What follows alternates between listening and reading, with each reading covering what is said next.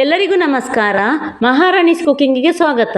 ಇವತ್ತೊಂದು ಗುಳ್ಳ ಬದನೆಕಾಯಿದೊಂದು ಗ್ರೇವಿ ಮಾಡುವ. ಇದಕ್ಕೆ ತೆಂಗಿನಕಾಯಿ ಹಾಕಲಿಕ್ಕಿಲ್ಲ, ನೀರುಳ್ಳಿ, ಬೆಳ್ಳುಳ್ಳಿ, ಟೊಮೆಟೊ ಏನು ಹಾಕದೆ ತುಂಬ ಬೇಗನೆ ಮಾಡುವಂಥದ್ದು. ಹಬ್ಬದ ದಿನದಲ್ಲಿ ಅಥವಾ ನಾವೇನಾದರೂ ವ್ರತ ಹಿಡಿದಲ್ಲಿ ನೀರುಳ್ಳಿ ಬೆಳ್ಳುಳ್ಳಿ ಹಾಕದೆ ಸುಲಭವಾಗಿ ಮಾಡುವಂಥ ಒಂದು ಗುಳ್ಳ ಬದನೆಕಾಯಿದ್ದು ಗ್ರೇವಿ ಹೇಗೆ ಮಾಡೋದಂತ ನೋಡುವ.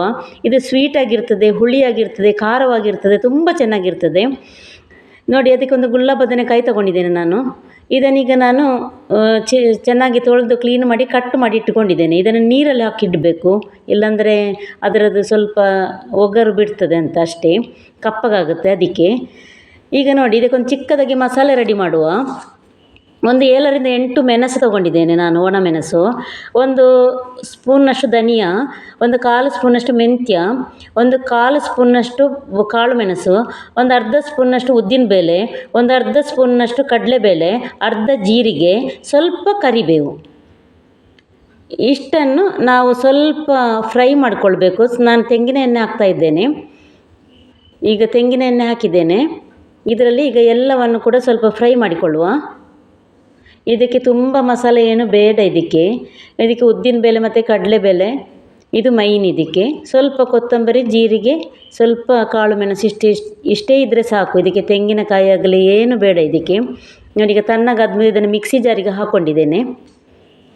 ಈಗ ನೋಡಿ, ಈ ಮಿಕ್ಸಿ ಜಾರಿಗೆ 1 ಸ್ಪೂನಷ್ಟು ಅರಿಶಿನ ಪೌಡ್ರ್ ಹಾಕ್ಕೊಂಡಿದ್ದೇನೆ. ಈಗ ಇದನ್ನು ಸ್ವಲ್ಪ ನೀರು ಹಾಕಿ ರುಬ್ಬಿಕೊಂಡು ಬರುವ. ನೋಡಿ, ಪೇಸ್ಟ್ ರೆಡಿಯಾಗಿದೆ. ಇಷ್ಟಾದರೆ ಸಾಕು. ನೋಡಿ, ಒಳ್ಳೆ ಕಲರ್ ಬಂದಿದೆ ನೋಡಿ.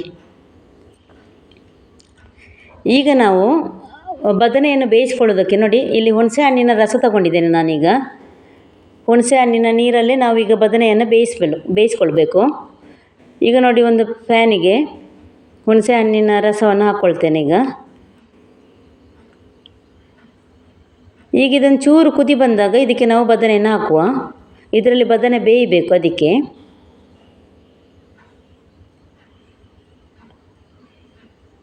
ಈಗ ಇದನ್ನು ಚೆನ್ನಾಗಿ ಮಿಕ್ಸ್ ಮಾಡಿಕೊಳ್ಳುವ. ಈಗ ಇದಕ್ಕೆ ರುಚಿಗೆ ತಕ್ಕಷ್ಟು ಉಪ್ಪು ಹಾಕಿಕೊಳ್ಳೋಣ ಈಗ. ಆಮೇಲೆ ಇದಕ್ಕೆ 1 ಸ್ಪೂನಷ್ಟು ಬೆಲ್ಲ ಹಾಕ್ಕೊಂಡಿದ್ದೇನೆ. ಬೆಲ್ಲ ಹಾಕಲೇಬೇಕು ಇದಕ್ಕೆ, ಆಗ ಮಾತ್ರ ಇದು ಟೇಸ್ಟಿಯಾಗಿರ್ತದೆ ಈ ಗ್ರೇವಿ. ಖಾರ ಖಾರವಾಗಿ ಸ್ವಲ್ಪ ಸ್ವೀಟಾಗಿ ಚೆನ್ನಾಗಿರ್ತದೆ ಇದು. ಹುಣಸೆ ಹಣ್ಣಿನ ರಸನೇ ಇದಕ್ಕೆ ಹುಳಿ. ಇದಕ್ಕೆ ಟೊಮೆಟೊ ಏನು ಹಾಕಲಿಕ್ಕಿಲ್ಲ. ನೋಡಿ, ಈಗ ಬದನೆ ಬೆಂದಿದೆ. ಈಗ ನಾವು ರುಬ್ಬಿಕೊಂಡು ಬಂದಂಥ ಮಸಾಲೆಯನ್ನು ಇದಕ್ಕೆ ಹಾಕುವ. ಈಗ ನೋಡಿ, ತಿಕ್ಕಾಗಿದೆ. ಇದಕ್ಕೆ ಸ್ವಲ್ಪ ನೀರು ಹಾಕ್ಕೊಳ್ಬೇಕು. ನಮಗೆ ನೋಡಿ, ನಾವು ಮಿಕ್ಸಿ ತೊಳೆದ ನೀರನ್ನು ಇದಕ್ಕೆ ಹಾಕ್ಕೊಳ್ತಾ ಇದ್ದೇನೆ. ತುಂಬ ದಪ್ಪ ಸಹ ಬೇಡ, ತುಂಬ ತೆಳು ಸಹ ಬೇಡ, ಮೀಡಿಯಮ್ ಆಗಿರಲಿ. ನೋಡಿ, ಇಷ್ಟಿದ್ರೆ ಸಾಕು ಇದು. ನೋಡಿ, ನೋಡುವಾಗಲೇ ತುಂಬ ಚೆನ್ನಾಗಿ ಕಾಣಿಸ್ತಾ ಉಂಟು, ಅಷ್ಟೇ ಟೇಸ್ಟಿಯಾಗಿರ್ತದೆ. ಈಗ ಇದನ್ನು ಮುಚ್ಚಿಡು. ಇದು ಸ್ವಲ್ಪ ಮಸಾಲೆ ಕುದಿಲಿ ಇದರಲ್ಲಿ.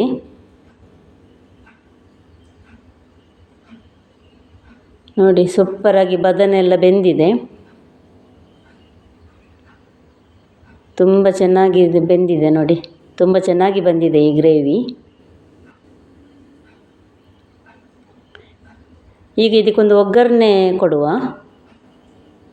ಇದಕ್ಕೆ ಸ್ವಲ್ಪ ನಾವು ತೆಂಗಿನೆಣ್ಣೆ ಹಾಕ್ಕೊಂಡಿದ್ದೇನೆ.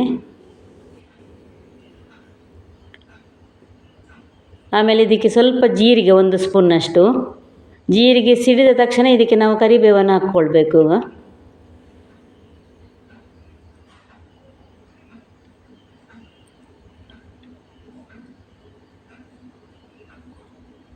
ಒಗ್ಗರಣೆ ಕೂಡ ಇಷ್ಟೇ ಸಾಕು. ಇದಕ್ಕೆ ಸ್ವಲ್ಪ ಇಂಗು ಹಾಕಿದರೆ ಇಷ್ಟು ಸಾಕು ಇದಕ್ಕೆ ಒಗ್ಗರಣೆ. ಇನ್ನು ಇದಕ್ಕೆ ಸ್ವಲ್ಪ ನಾವು ಇಂಗು ಹಾಕಿಕೊಳ್ಳುವ.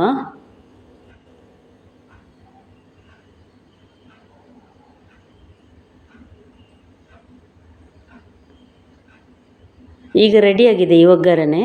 ಇದನ್ನು ನಾವು ಮಸಾಲೆಗೆ ಹಾಕುವ.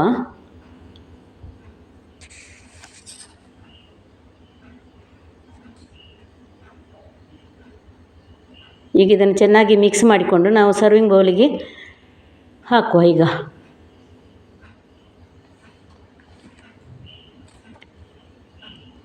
ನೋಡಿ, ಎಷ್ಟು ತಿಕ್ಕಾಗಿ ಬಂದಿದೆ ನೋಡಿ. ತೆಂಗಿನಕಾಯಿ ಹಾಕಿಲ್ಲ, ಟೊಮೆಟೊ ಹಾಕಿಲ್ಲ, ಬೆಳ್ಳುಳ್ಳಿ, ನೀರುಳ್ಳಿ ಏನೂ ಹಾಕದೆ ತುಂಬ ಟೇಸ್ಟಿಯಾಗಿ, ಖಾರ ಖಾರವಾಗಿ, ಹುಳಿ ಹುಳಿಯಾಗಿ ಮತ್ತು ಸ್ವೀಟಾಗಿ ತುಂಬ ಚೆನ್ನಾಗಿರ್ತದೆ. ವೈಟ್ ರೈಸ್, ಬಾಯ್ಲ್ಡ್ ರೈಸ್ ಎರಡಕ್ಕೂ ಕೂಡ ಇದು ಸೂಟ್ ಆಗುತ್ತೆ. ಈ ವಿಡಿಯೋ ನಿಮಗೆ ಇಷ್ಟದಲ್ಲಿ ಒಂದು ಲೈಕ್ ಕೊಡಿ, ಸಬ್ಸ್ಕ್ರೈಬ್ ಮಾಡಿ, ಫ್ರೆಂಡ್ಸ್ ಜೊತೆ ಶೇರ್ ಮಾಡಿ, ಪಕ್ಕದಲ್ಲಿರೋ ಬೆಲ್ ಐಕನ್ ಕ್ಲಿಕ್ ಮಾಡಿ. ಧನ್ಯವಾದಗಳು.